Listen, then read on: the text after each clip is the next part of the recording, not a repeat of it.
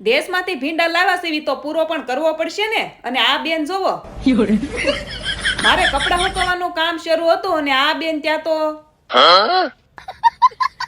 ત્યાં તો બે ઉપડ્યા, તું રેડી થઈ જા. એટલે પેલા તો મેં હેર વોશ કર્યા અને બહાર જવાનું થાય એટલે આ તો શેડકવાનો જ.